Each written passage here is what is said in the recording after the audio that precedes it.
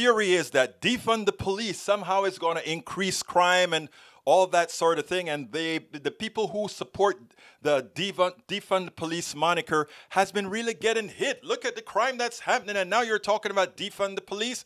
Well, you know what?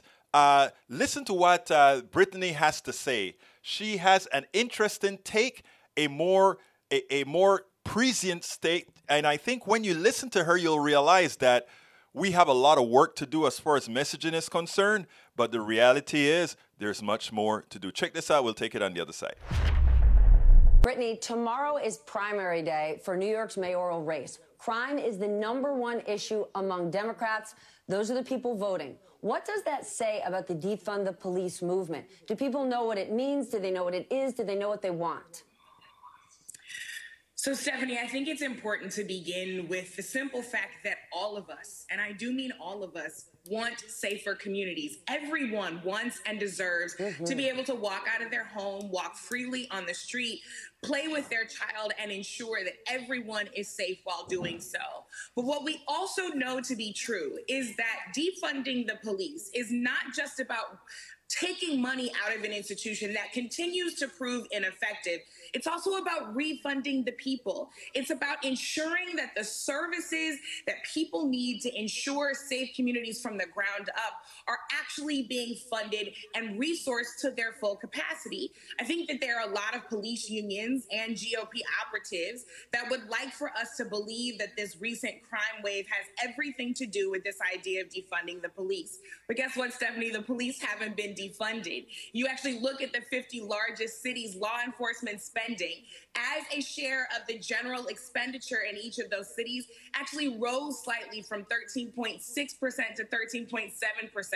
And many of the cities that have talked about removing that money, like Minneapolis and Seattle, they've actually paused or slowed how they were thinking about moving that money. So this rising crime is not the fault of the movement. It's actually the fault of the police. And this has been our point all along. Why should we keep funding systems and institutions that keep rendering themselves ineffective? We should be talking about gun control, livable wages, fair housing, education. That's where we should be moving the money to ensure truly safe streets. And that is the point. Again, solving the real problems instead of using a hammer to knock out the problems that's created by spending too much on in effect what she's saying. In effect, this is what she's saying.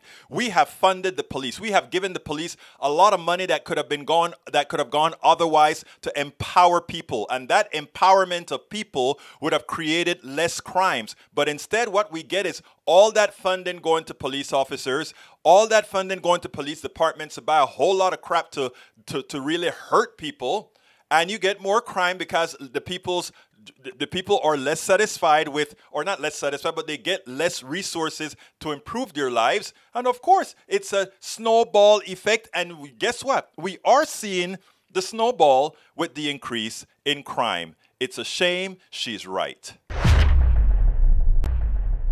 We spend a lot of time deconstructing the news, trying to parse it into a form that everybody can understand. We try to find those little nitpicks where it flies above the fray, etc.